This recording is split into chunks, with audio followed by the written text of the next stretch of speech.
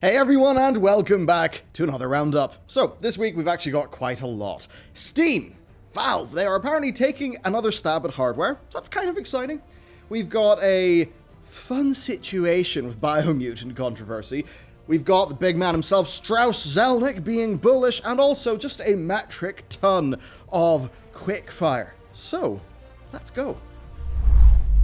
Well, Valve might actually be at it again with hardware. So, SteamDB's owner found references to a few fun things in the Steam client beta. SteamPal games, and all these things were under a codename called Neptune. Seems interesting. Now, the gist here is that Valve appears to be working on hardware. And between Ars Technica, who actually dropped a big old report on Valve's plans, and Tyler McVicker, who, kind of like your big Valve leaker, we have a lot of potential info. So the SteamPal, as it's called, which, by the way, odd name, will supposedly be a handheld SteamOS device, a Switch-like PC, and will be powered by an AMD or Intel SoC. Now, apparently, it's a lot wider than a Switch, despite it having a similar size of touchscreen, so that actually does mean it can have a full array of controller buttons and triggers, as well as a Steam controller-like touchpad. Now, I'll say this, the Steam controller, flawed product. See that touchpad though? It was actually surprisingly good. And then you move on to say the Vive, which used a similar touchpad. That one was actually pretty damn good. Those haptics are pretty sweet. If you can get all that bundled up in a really nice bit of hardware, that could actually be pretty awesome. Now that said, there is that bit of me that just kind of wishes it wasn't AMD or Intel, and that there would be some sort of way for this to be running ARM. I'm definitely a little biased because, lately, right, we've got a few M1 Apple devices around the office, and the amount of power that they have for the heat, etc. that they use is basically off the goddamn charts insanity. If we could have something like that on this, that would be awesome, but unfortunately, you've got humongous architectural challenges, and that does kind of mean they're limited to x86 stuff. So maybe that's why they've got to be just that little bit more thick for the console. But anyway, their goal here is that this console can play everything on Steam through Proton, running games locally, or Steam Link, running games on a gaming PC. Because, of course, remember, SteamOS is a Linux distro. Now, as nuts as all this sounds, do remember that the big man himself, Gabe Newell, was asked about seeing Steam games on console recently. And Gabe teased us, saying that we'll have a better idea by the end of the year. So, tell you what, Mr. Head Honcho, I didn't expect it to be this way, if these rumors are true. Now, that said, Ars Technica did end their report by saying that they effectively have no idea whether this Neptune stuff is going to be public, but they just confirmed, right, that there is actually a prototype that does exist of this stuff, and it's made its way into a Steam build. Personally, I've got no idea what to think. Valve have had mixed success with the Steam controller and with the Steam machines. Remember Steam machines? Man, there was a little bit of me. That little rebel was like, yeah, let's disrupt Microsoft. Let's get Linux going. But it just didn't really work with Steam machines, did it? But you then move on to the Valve Index. That was a goddamn resounding victory, and it sold incredibly well. And for, I think, a very high cost, probably very high margin, I think it's been a big winner for Valve. I think it's clear that Valve can make really great stuff when they put their mind to it, but there's basically a problem here. They do not control the entire ecosystem. This is where, Apple being able to do their own, run their own silicon based on, the ARM stuff is such a superpower because they can do everything. But here, they have to get some sort of off-the-shelf Intel or AMD SoC. And even if they do go custom, I mean, look, it's that thing. We've seen really great performance, incredible performance, really, between AMD gaming laptops, as one example. We've seen, of course, the crazy stuff that Apple's been doing with their own silicon. So there is so much you can do in a handheld format. I guess we haven't even discussed price, I suppose, or maybe the shortage of, the silicon shortage that's kind of crippling the industry. So there's a bunch of issues there. They're not like Apple, and they don't own all the stuff. They're not like an AMD gaming laptop in that it can be a big chunky boy. Well, less chunky than they were years ago, but still, relatively speaking, pretty chunky. So it's quite tricky because I think for many of us PC gamers, if you could tell us that we could have something real powerful in the format of a Switch where, you could dock it at your monitor with your keyboard and mouse, dock it near your TV with a controller, or take it handheld. I mean, come on, that's like that Razer. I always remember it was the Razer gaming handheld. I think Total Biscuit had one. He loved it. He said he played lots of games on it when he was flying. I mean, wouldn't that be great? So as a product, I can see the appeal. A PC gaming Switch, if it's actually good, awesome. Will it be? Does it even exist? Who knows? And I guess there's also the thing here, if Steam Link is good enough, eventually, then I suppose the power of this console won't matter too much because it's all based in Steam Link. But at least on my personal experience of streaming services here in Northern Ireland, on 500 down, 30 up, about 20 to 30 ms ping, I still haven't had a great experience with most streaming services, so I don't know. We're probably getting close, though, of tech being miniaturized enough and power being miniaturized enough for something like this to be a truly awesome product for that PC gaming market. So, you know what? I'm excited. Biomutant stuff. Honestly, a bit of a disappointing and confusing week, because I thought, like, the designs and just some of, it had neat designs. Big, bright, expansive vistas and all that, so it seemed interesting to me, Biomutant. It's this niche-seeming but humongously hyped game, right? And it has been a little bit of a mess. Now, not in the usual way that launch messes are, mind you. Rather than, a Cyberpunk or a Fallout 76 style calamity situation, this is a bit more of a meta thing. Steam's current review score puts it best. Mixed. And it really is mixed. So, to catch you up here, Biomutant was started in 2015 by a small group of former Just Cause developers. They basically wanted to make a game that was, quote, fun in a good way. Seems like a decent goal. The game was announced in 2017, and at the time the studio had said that the game was actually content complete. So cue almost 4 years of silence from both the developers and the publisher, THQ Nordic, and, well, it's out now. What's going on? Why are the reviews everywhere? How can this game have been content complete in 2017 and then vanish for years to only come out now? Well, as it turns out, they were actually working on it just quietly. Yeah, bunch of stuff to do. The 25th of May release date was announced in January this year, and the developers basically explained, that the game was super ambitious for the size of their team, which was 20, and that it was really buggy, so they had to just keep on working on it. Now, they said they could have expanded their team, right, to increase the speed, but they didn't want to, so they just took their time, and, they did that without imposing crunch. So, you know what? Big thumbs up. I think that the whole marathon, not a sprint, trying to be sustainable, that's a great way to do it. THQ Nordic, apparently, they say, was very supportive of all of this to the degree that the studio head had, quote, never had before. So, we're getting good reviews of THQ Nordic. All a great story. And that's, it's around this point in the story where we really would have hoped that the game would have came out and the product of this really nice development cycle, great publisher, and the game is great. But it turns out no. Games are in fact subjective. Hit up the Metacritic page, and this is really why we did this. You'll find reviews ranging from the 90s to the 40s. On Steam, it's got a very solid mixed with 57% positive, and these are some really in-depth Steam reviews. You've got people writing paragraphs and paragraphs trying to explain how they feel about this game. And it's just an interesting situation. There is, mixed doesn't imply a consensus, right? It implies that it's sort of all over the place. I mean, you can get a mix where everybody says, 6 out of 10, don't care, move on. That's not what happened here. That's why it's interesting.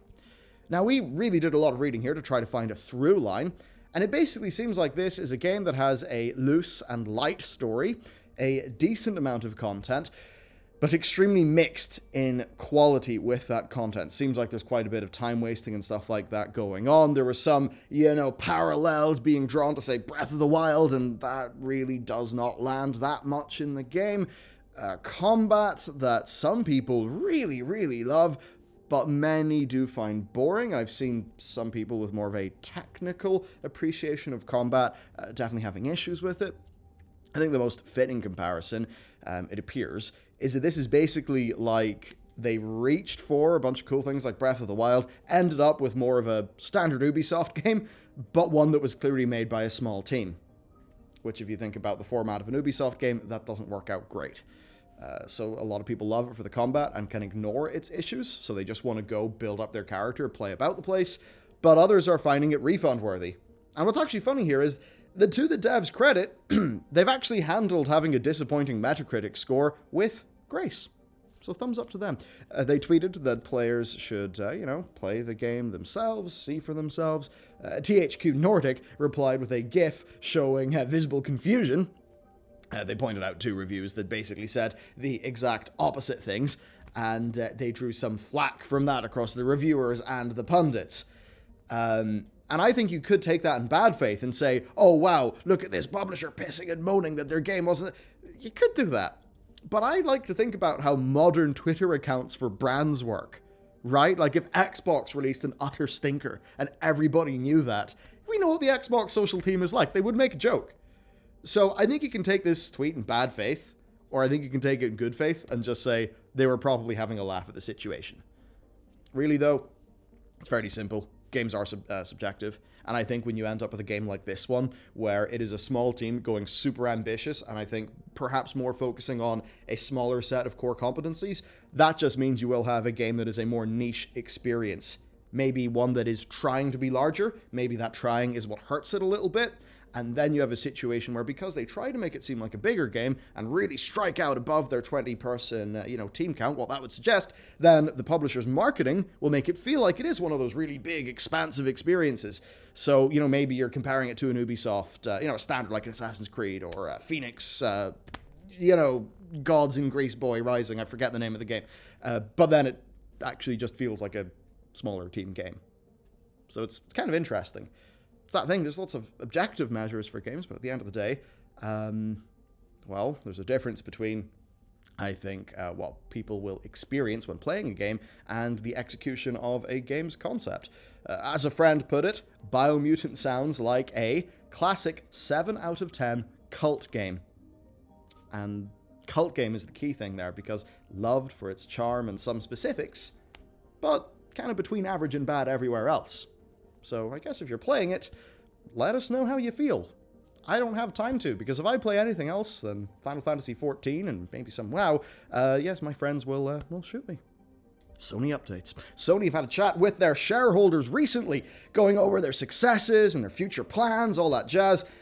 And as per usual, we actually have got a ton of info to talk about. So, most importantly, the PlayStation brand is seeking to expand beyond the console platform further. What does that mean? Well, right now it means that PlayStation franchises are getting movies, they're getting mobile games, PC ports. So I guess 1 or 2 of those is a win for us. And apparently they have actually had early success on mobile with their experimentations. And the next PC port will be Uncharted 4. Now, this is interesting. They already do incredibly well off Fate Grand Order, where, people will just pump 20 grand into buying PNGs. Maybe they're JPEGs, who knows, but you get the point. So it'll be interesting to see how they try to monetize games with, a more Western-y, I guess, kind of audience. Now, also, they said they consider Returnal to be a successful new IP. That's nice to see. Perhaps that means there will be more stuff going on there in the future. Overall, though, they had a great year, and they expect greater years to come. Fair enough. I love to see the big 2 in console gaming. I guess Nintendo exists as well. I guess the big 3 in console gaming. I love to see them all succeeding, but with different plans and strategies. To me, it feels less like destructive competition when it's going on like that. So, yeah, good. Well, is Strauss Zelnick's brain as ripped as his body? Who knows, but the big muscle man who is on top of Take-Two Interactive believes that all the extra interest in gaming generated by the pandemic is in fact a permanent shift. So Strauss was speaking to GameIndustry.biz, and he stated that the pandemic growth was driven by people either discovering or rediscovering interactive entertainment and its social aspects. I mean, yeah, we kind of all knew that. But I think it's an interesting enough sort of topic, right? So basically he's saying that people have picked up gaming, and it's not like whenever COVID goes away, they're just going to stop. right? So he actually sees a lot of those numbers being retained. And I think basically he's getting on to habit formation, that habit formation has taken place over the pandemic. I mean, even for me personally, degrees of habit formation around media consumption that did not exist pre-pandemic, they now do exist. So there's that. I think this is true. Now, this is an idea that originally surfaced during Take-Two's annual earnings call last week that cited a transformational shift in entertainment consumption, and that is something that will benefit Take-Two and the industry as a whole. Certainly, from what I understand, the venture capital market for games is real good right now. So I think people are really seeing that pandemic, it pushed so many aspects of the economy years ahead, right? Like, say, Amazon and what they're doing. Lots of SaaS platforms like, say, Monday, Basecamp, stuff like that. There's expansion and growth in all of those market segments, pushes things ahead by years. And I think it has pushed video games ahead by years. So, it's Strauss saying that right now. Is he tempting fate? Is he not? No. I actually think I don't think it's wishful thinking. I don't think it's tempting fate. I think it's a pretty damn accurate analysis. And that's why we are seeing so much of gaming popping off. All right, quickfire time. No BlizzCon in 2021. That is the news here. Instead, they're going to be doing something a bit more like BlizzConline early next year. A global celebration, they say, as well as some smaller in-person gatherings. So, no big WoW expansion announcement in November. But I guess that makes sense with the dates. Next, Xbox and Bethesda are running a 90-minute long showcase on June the 13th, and there's a big planet and there's bits of space on the future, so expect Halo and Starfield, I would say. Then next, a new report from Fanbyte came out that suggests that Team Ninja are working on a Final Fantasy Souls-like spin-off called Final Fantasy Origin. This apparently is going to be announced at E3 next month, and it should be an exclusive to the PS5 at launch, though a PC version will be likely to follow relatively shortly after. And you know what, speaking of Square Enix, actually, they have apparently had their whole E3 leaked, the whole presentation. So news of a leak emerged last week, and while the actual contents are still unconfirmed, along with actually what company the contents of the leak belongs to, the internet has quickly decided that it's Square Enix. So it might not be Square Enix, but basically we could have a lot of beans be spilled relatively soon.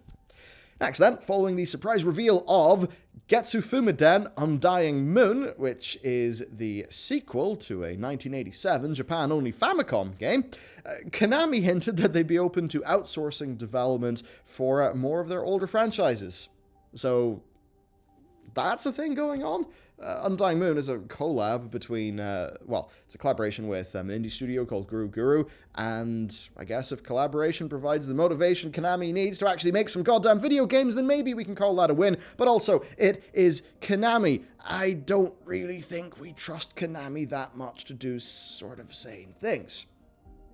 Jess Margera, who is the drummer for CKY, has let slip, by the way, that a new Tony Hawk game is in the works. Now, this is good. So, discussing how licensing deals are as important as touring for a musician, he basically mentioned that his band is, quote, doing the new Tony Hawk Pro Skater game coming out too, end quote. So, they were featured in Pro Skater 3. Does that mean that we have a remaster of Pro Skater 3 and 4 incoming? If so, who the hell's making it? Because Vicarious Visions, who made the first one, well, they are over at Blizzard. But who knows, maybe all of the hiring up that Activision Blizzard has talked about means that these projects will not necessarily have to die. Interesting stuff. Then, despite Take-Two Interactive's recent earnings call emphasizing that they were excited to be involved in the future of the Outer Worlds, no, maybe. Because it turns out that Microsoft has actually taken over publishing duties for, well, to do the quote, all future iterations of the game after the whatever it's called, next DLC in Switch. So after that, it's all Microsoft. No more Take-Two. Guess that means something. I mean, it does make sense given that Microsoft, own Obsidian. Okay, then, the Epic v. Apple antitrust trial has concluded this week, following 3 weeks of passionate, bewildering, bizarre discussion. So the companies gave closing remarks as things wrapped up. Basically, Epic said that the decision will have a profound impact on the industry, and Apple reiterated that an Epic victory would be, quote, scary. Which, it certainly would change things up. There are pros and there are cons, I think, to both sides, really. But ultimately, this rests with a federal judge, and apparently the decision will take a while. And I guess with that, the news is over. We've ran out of news. Don't worry, I think more news might actually happen quite soon. So, that is it for today's episode. If you would like to support what we do, you can head up that Patreon where you can get some real cool, sexy loot. I think for the next few days, it's the Glaive pin. So, you can get the Glaive pin. Pretty awesome. Okay, that's it for me. Thanks for watching. See you next time.